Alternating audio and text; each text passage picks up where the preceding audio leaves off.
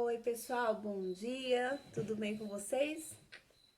Bom, eu espero que esteja. Nessa semana a gente tem aí alguns dias com uma folguinha, né, para relaxar um pouquinho a mente, para que a gente possa retomar com todo o gás, certo? As nossas atividades.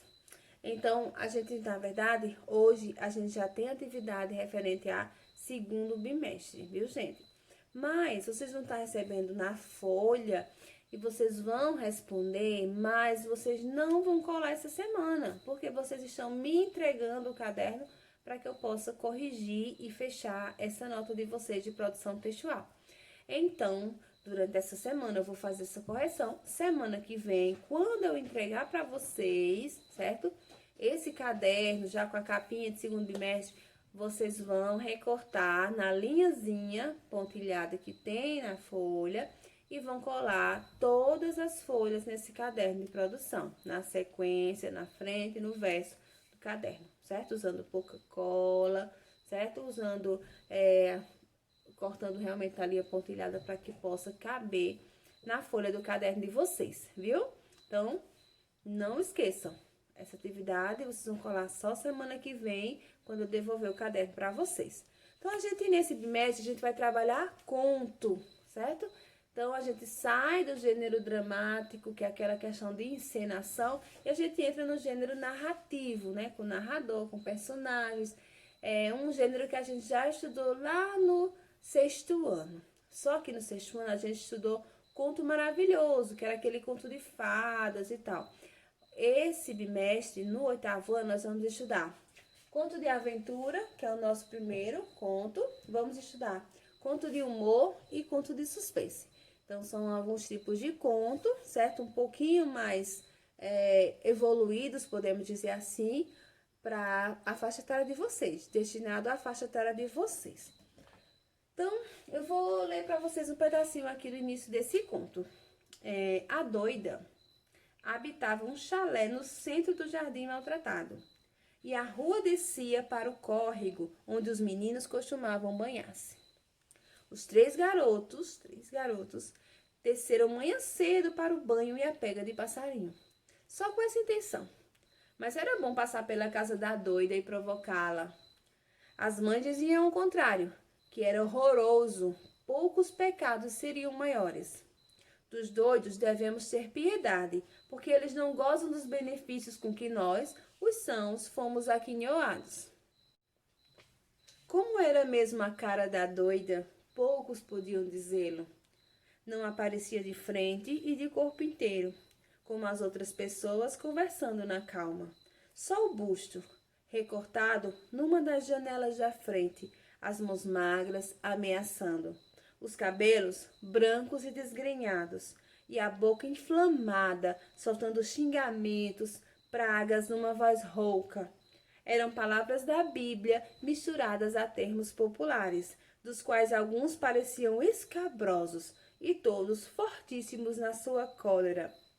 Sabia-se confusamente que a doida tinha sido moça, igual às outras no seu tempo remoto. Contava mais de 60 anos, e loucura e idade juntas lhe lavravam o corpo. Corria com variantes a história de que fora noiva de um fazendeiro, e o casamento uma festa estrondosa. Mas na própria noite de núpcias o homem a repudiara, Deus sabe por que razão. O marido ergueu-se terrível e empurrou-a no calor do bate-boca. Ela rolou escada abaixo, foi quebrando ossos, arrebentando-se. Os dois nunca mais se viram. Repudiada por todos, ela se fechou naquele chalé do caminho do córrego e acabou perdendo o juízo. Perdera antes todas as relações. Ninguém tinha ânimo de visitá-la. O padeiro mal jogava o pão na caixa de madeira à entrada e eclipsava-se. Diziam-se que nessa caixa os primos generosos mandavam pôr à noite provisões e roupas, embora oficialmente a ruptura com a família se mantivesse inalterável. Bom, eu li esse início do conto, que se apresenta, né, essa nossa personagem, que é a doida. O nome do conto é A Doida. E vocês vão ler, né, todo esse conto para saber o que acontece Que história é essa dessa mulher que é chamada de doida? Será que ela é doida mesmo? O que é que acontece nessa história, certo? Então, é um conto de aventura. Por que será que ele é de aventura? Enfim, vocês vão ler o texto, vão saber. Esse conto, ele foi escrito por Carlos Drummond de Andrade. Esse mocinho aqui, certo? Esse mocinho que viveu no século XX. Então, ele nasceu em 1902 e faleceu em 1987. Foi um grande escritor da nossa literatura, gente. Assim, muito renomado, um dos maiores. Ele foi principalmente poeta, mas ele também escreveu alguns textos narrativos, como esse conto aqui, A Doida. Certo? Então, vocês vão responder as questões que são, deixa eu ver aqui quantas são. São 11, apenas 11, são pouquinhas, certo? Sobre esse texto. Então, elas são alguns textos aqui de interpretação, certo? Sobre o texto, né? Vocês vão ler ele todo para poder vocês saberem responder, viu? Primeiro vocês leem o texto todinho, depois vocês vão para as questões. Tem também algumas palavras, algumas questões sobre umas palavras, certo?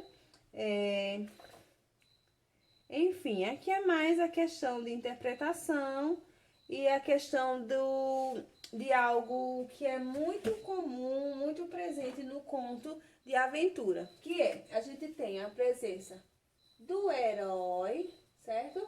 Que pode ser também uma heroína, dependendo da história, certo? Então, a gente vai ter um herói, a gente vai ter uma aventura, e nessa aventura, a gente vai ter a presença do perigo, certo? E aí, tem um perigo, um perigo de acontecer alguma coisa ruim, e quem acaba resolvendo essa situação, salvando a si mesmo, salvando os outros, é a figura do herói. Então, no conto de aventura, a gente vai ter essa presença desse personagem aqui, que é tido como o herói da história. Pode ser um super-herói com superpoderes, ou não precisa ser um super-herói, mas simplesmente aquele que salva todos, certo? Salva a situação, tá? Então, essa característica bem interessante aqui do conto de aventura. E algumas outras características que a gente vai ver do conto, a gente não vai ver ainda essa semana, na verdade, rever, certo?